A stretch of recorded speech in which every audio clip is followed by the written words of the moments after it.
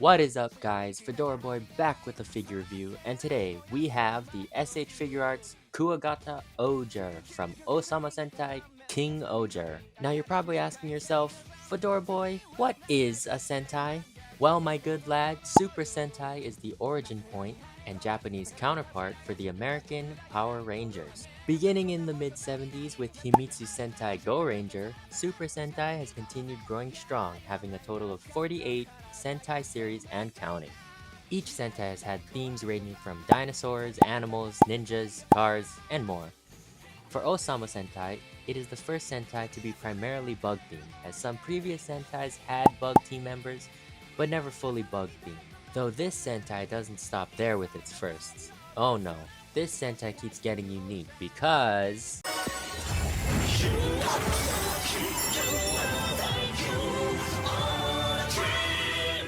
Kuwagata Ohger! Now looking at this figure, it's quite clear why this Sentai was so unique. If I compare it to another random Sentai, I don't know, just picking at random, Zuden Sentai Kingohger. Yeah, I have this figure too. Comparing the two, you can tell the sheer differences in place. In my opinion, the Kingohger suit design takes a bit more inspiration from its sister series, Kamen Rider. At least in terms of this more armored look. But also, the design just works in the context of the show, as each member of the Kingohgers are basically the rulers of their respective nations, with each suit having the nation's insignia on their chest. Aside from the suit, the most important thing that people look at is the helmet, and the Kingohger helmets don't miss. The respective bug being the shape of the visor is a great look, and it's pulled off amazingly. But of course, this is a figure review, and where would we be if there weren't a few problems? This shoulder pad pops off way too easily, not helped by the fact that when you're trying to move the cape out of the way, which is just a solid piece, it can't take any other shape than that. I mean, it does have some flexibility, but maybe a cloth cape with a bendy wire wouldn't be that bad, right? But this isn't even the worst part. Now most people know that one of the worst things that any figure can have is loose joints, and Kuwagata Ohger here is plagued with a loose waist. It's not the worst, and it could just be on mine, but it doesn't pass the shake test. The rest of the joints, however, are nice and tight, and they hold their positions for a variety of poses. Now you know from my previous reviews that I am very acquainted with Figma figures and their way of doing the articulation. But this is SH Figuarts, meaning it's different, but not overly different. The biggest difference is really just a visual difference. It's most noticeable in the elbows and knees where the joints are exposed. All that being said, there's a ball joint at the head and neck, which allows the figure to look up, down, all around. Shoulders are on a ball joint, can do a full 360. Shoulder pad is on a ball joint and can shift, which allows the arm to move out that far. Left shoulder, as you know, has the cape, which can limit the natural range of motion on the shoulder joint.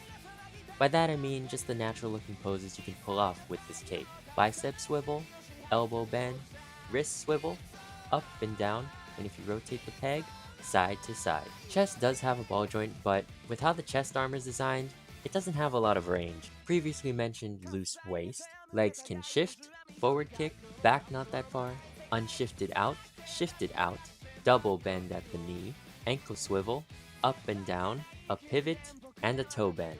Like Figma, the posability is the standard for the type of figure. I will say though, SH Figuarts does the ankle better, as the pivot is actually easy to manipulate. So I think SH Figuarts wins in the articulation on that alone, since everything else is so similar. But where Figma takes the win is in the accessories. Of course, accessories for a figure are on a figure-to-figure basis, and Kuwagata Ohger here is one of those figures who got the short end of the stick. Naturally, alternate hands are included, them being the standard fists, open, grabby, and relaxed hand. And of course, the main weapon of the series, the Ohger Caliber. In the show, this also doubles as the way the Rangers change, and as a changer, it's the more unique ones, as it's not a wrist-based changer. Visually, the Ohger Caliber looks just like the show. All the different colors of the corresponding Rangers are painted nicely, but there are a few paint mishaps you can see here on the hilt. Thankfully, the blade has none of that and is perfectly painted and sculpted. Of course he can hold it, but when not in use, you can clip it into this piece on the belt, which can swivel by the way. Now I mentioned earlier that Figma wins in accessories, and that's because Figma figures always, at least to my knowledge, include a figure stand, an accessory bag, that hand tree thing you can put extra hands on, as well as an extra wrist peg, which you can see here. This figure doesn't have any of that. Granted, the figure doesn't have the accessory count to warrant a bag, but it's the fact that there isn't one that bothers me, because now these loose hands have no safe place to go. Overall, this figure is amazing. The biggest complaint I can give this figure is that there probably won't be the rest of the team under the SH Figuarts brand. It's like the team aspect, right? You can't have just one Ninja Turtle, you need all four to complete that set.